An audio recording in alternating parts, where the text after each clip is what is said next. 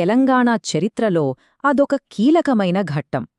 ఒకవైపు రైతుల ఆవేశం, మరోవైపు భూస్వాముల దౌర్జన్యం, ఇంకోవైపు రాజకీయ చదరంగం. తెలంగాణ రాజకీయాల రూపురేఖలనే మార్చేసిన ఆ 2 దశాబ్దాల సుదీర్ఘ రైతాంగ పోరాటం వెనుకున్న కథేంటో ఈరోజు మనం వివరంగా చూద్దాం. ఈ విశ్లేషణకు స్వాగతం. సరే, ఈ మొత్తం కథను మనం ఎలా అర్థం చేసుకోబోతున్నామో చూద్దాం. ముందుగా జగిత్యాల జైత్రయాత్రతో మొదలుపెట్టి ఆ నిప్పురవ్వ ఎలా పెద్ద ఉద్యమంగా మారిందో చూస్తాం. తర్వాత ప్రభుత్వ అణిచివేత, మారుతున్న రాజకీయాలు, హింస, ప్రతీకారాలు, ఇలా దశలవారీగా ప్రతి అంశాన్ని పరిశీలిద్దాం. పదండి, మొదలుపెడదాం. 1978 సెప్టెంబర్ 9 జగిత్యాల. పైకి చూడటానికి అదొక మామూలు రోజే. కాని ఆ రోజే తెలంగాణ చరిత్రలో ఒక కొత్త అధ్యాయాన్ని మొదలుపెట్టింది. ఇంతకీ ఆ రోజు అసలు ఏం జరిగింది? 35,000 అక్షరాల 35,000 మంది. అది ఒక్కచోట నుంచి కాదు, దాదాపు 150 గ్రామాల్నించి తరలివచ్చిన రైతు కూలీలన్నమాట. ఆ ప్రాంతం బహుశా అంత పెద్ద నిరసనను అప్పటిదాకా చూసి ఉండదు. ఆ జనం మధ్య మారుమోగిన ఒకే ఒక్క నినాదం, దున్నేవానికే భూమి చెందాలి.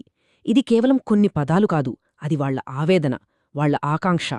తరతరాలుగా వాళ్లు అనుభవిస్తున్న బాధకది ప్రతిరూపం. భూస్వాముల, పోలీసుల అరాచకాలు ఆగిపోవాలన్న పిలుపుతో పాటు ఈ ఒక్క మాట వాళ్లందర్నీ ఒక్క తాటిపైకి తెచ్చి పోరాట స్ఫూర్తిని రగిలించింది. మరింత పెద్ద ర్యాలీ జరిగింది కదా, అంతా ప్రశాంతంగా ముగిసిందా? లేదు, మనం ఊహించిందే జరిగింది. ఒకవైపు భూస్వాముల నుంచి దాడులు, మరోవైపు ప్రభుత్వం నుంచి అణిచివేత మొదలైంది. ఆ తర్వాత ఏం జరిగిందో చూద్దాం రండి. ఒక్కసారి ఈ తేదీలు గమనించండి. సెప్టెంబర్ 15న చిన్నమెట్పల్లిలో కాల్పులు, 19 మందికి గాయాలు. అదే నెల 26న లొత్తునూరులో మరోసారి కాల్పులు, ఒక దళిత కూలీ మరణించాడు. ఇక అక్టోబర్ 20 వచ్చేసరికి చూసారా, ప్రభుత్వం రంగంలోకి దిగింది. జగిత్యాల, సిరిసిల్ల ప్రాంతాలను కల్లోలిత ప్రాంతాలుగా ప్రకటించేసింది. అంటే కేవలం నెల రోజుల్లో పరిస్థితి ఎంత దారుణంగా మారిపోయిందో మనకు స్పష్టంగా అర్థమవుతోంది. సరే, ప్రభుత్వం డిస్టర్బ్డ్ ఏరియాస్ అని ప్రకటించింది, పోలీస్ బలగాలను దించింది. మరి దాంతో ఉద్యమం ఆగిపోయిందా? అస్సల్లేదు. నిజానికి అది ఇంకాస్త విస్తరించింది. ఎలాగో చూద్దాం.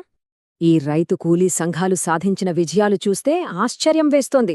వాళ్లు కేవలం నిరసనలతో ఆగిపోలేదు. చూడండి, కూలీ రేట్లు పెంచారు, అన్యాయంగా వసూలు చేసిన లక్షల రూపాయల ఫైన్లను వెనక్కిప్పించారు, ఏకంగా 3,000 ఎకరాల భూమిని స్వాధీనం చేసుకుని పేదలకు పంచిపెట్టారు. అప్పట్లో హోటళ్లల్లో ఉండే 2 గ్లాసుల కుల వివక్ష పద్ధతికి వ్యతిరేకంగా పోరాడారు. ఇలా వాళ్లు సాధించిన విజయాలే ఉద్యమానికి ప్రాణం పోసి దాన్ని కొత్త ప్రాంతాలకు తీసుకెళ్లాయి.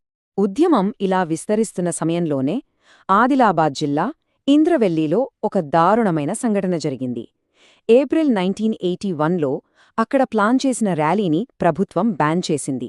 కాని గోండు ఆదివాసీలు వెనక్కి తగ్గలేదు. దాంతో పోలీసులు జరిపిన కాల్పుల్లో అధికారిక లెక్కల ప్రకారమే 13 మంది చనిపోయారు. ఈ ఒక్క సంఘటనతో ఆదివాసీల పోరాటం దేశవ్యాప్తంగా, చివరికి అంతర్జాతీయంగా కూడా అందరి దృష్టిని ఆకర్షించింది. ఇక 1980ల చివరకొచ్చేసరికి రాష్ట్ర రాజకీయాల్లో కొన్ని ఆసక్తికరమైన మార్పులు జరిగాయి. అధికారంలోకొచ్చిన ప్రభుత్వాలు ఈ నక్సలైట్ ఉద్యమం విషయంలో ఒకదానికొకటి పూర్తిగా భిన్నమైన పద్ధతుల్ని అనుసరించాయి. ఇక్కడ మనం 2 ప్రభుత్వాల వైఖరిని పోల్చి చూడొచ్చు. ఒకవైపు ఎన్టీ రామారావు గారి ప్రభుత్వం, వాళ్లు చాలా కఠినంగా వ్యవహరించారు. ఎన్కౌంటర్లు పెరిగాయి, గ్రేహౌండ్స్ లాంటి ప్రత్యేక దళాలను కూడా ఏర్పాటు చేశారు. మరోవైపు చెన్నారెడ్డి గారి ప్రభుత్వం, వాళ్లు మొదట్లో కాస్త మెతక వైఖరి చూపించారు. మీటింగ్లపై ఉన్న బ్యాన్ తీసేశారు, చర్చలకు రమ్మని పిలిచారు, ఖైదీలను కూడా విడుదల చేశారు. అంటే ఒకరు అణిచివేత మార్గాన్ని ఎంచుకుంటే మరొకరు చర్చల మార్గాన్ని ఎంచుకున్నారు, కనీసం మొదట్లో. అంతేకాదు, చెన్నారెడ్డి ప్రభుత్వం ఇంకో ముఖ్యమైన పని చేసింది. అదే టీఎల్ఎన్ రెడ్డి కమిషన్. ఎన్టీఆర్ హయాంలో పోలీసులు కొంతమంది నక్సలైట్లను మాయం చేశారనే ఆరోపణలు వచ్చాయి కదా, వాటిపై విచారణ జరపడానికి ఈ కమిషన్ను వేశారు. అంటే ఒక ప్రభుత్వం అంతకు ముందున్న ప్రభుత్వం టైంలో పోలీసుల చర్యలపై విచారణకు ఆదేశించడం నిజంగా అప్పట్లో అదొక పెద్ద విషయం. అయితే ఈ శాంతి వాతావరణం, ఈ చర్చల ప్రయత్నాలు ఎక్కువ కాలం నిలవలేదు. చాలా త్వరగా సంఘర్షణ మరింత తీవ్రంగా, అత్యంత హింసాత్మక దశలోకి వెళ్ళిపోయింది. అది ఒకరిపై ఒకరు దాడులు చేసుకునే ప్రతీకార చర్యల పరంపరగా మారింది. ఒక్కసారి ఈ వరుస సంఘటనలు చూడండి. మే 1992లో ఒక మాజీ మంత్రి హత్య జరగగానే ప్రభుత్వం పీపుల్స్ వార్ గ్రూప్పై మళ్లీ బ్యాన్ విధించింది. దానికి ప్రతిగా జాన్యువరి 1993లో నక్సలైట్లు గ్రేహౌండ్స్ వ్యవస్థాపకుడైన ఐజీ కెఎస్ వ్యాస్ను హత్య చేశారు. తర్వాత అక్టోబర్లో పీడబ్ల్యూజీ రాష్ట్ర కార్యదర్శి పులి అంజయ్య ఎన్కౌంటర్లో చనిపోయారు. దానికి ప్రతీకారంగా నవంబర్లో నక్సలైట్లు మహబూబ్ నగర్ ఎస్పీతో పాటు 10 మంది పోలీసులను ల్యాండ్మైన్ పేల్చి చంపేశారు. చూసారా, ఒక చర్య, దానికి ప్రతీకారం, ఇదొక విషవలయంలా మారిపోయింది. దాదాపు 20 ఏళ్ల పోరాటం, ఎన్నో రాజకీయ మార్పులు, ఎంతో ప్రాణనష్టం.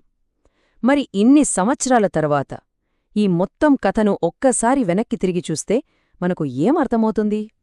ఒక్కసారి క్లుప్తంగా సమీక్షించుకుందాం. ఈ టేబుల్ చూస్తే మనకు ఈ 2 దశాబ్దాల ప్రయాణం ఒకే చోట కనిపిస్తుంది. 1978లో ఉద్యమం మొదలైంది. ప్రభుత్వం కల్లోలిత ప్రాంతాలు ప్రకటించింది. 1989లో చెన్నారెడ్డి వచ్చాక పరిస్థితి మారింది. చర్చలు మొదలయ్యాయి. కాని 1992లో మళ్లీ నిషేధం. దాంతో హింస పెరిగింది. 1994లో ఎన్టీఆర్ తిరిగి వచ్చాక ఎన్నికల హామీలో భాగంగా నిషేధాన్ని కొద్దిగా సడలించారు. చివరిగా 1996లో చంద్రబాబునాయుడు ముఖ్యమంత్రి అయ్యాక ప్రజాందోళనలు పెరుగుతాయనే భయంతో నక్సలైట్లపై నిషేధాన్ని మళ్లీ విధించారు. అంటే బ్యాన్ విధించడం, తీసేయడం అనేదే ఒక సైకిల్లాగా నడిచిందన్నమాట. ఇక్కడున్న ఈ నంబర్లు 1990 నుంచి 92 మధ్య నక్సలైట్ల చేతిలో ఎంతమంది చనిపోయారో చూపిస్తున్నాయి. అయితే ఇవి పోలీసుల లెక్కలు, కాబట్టి అవి ఎంతవరకు నిజమో మనం చెప్పలేం.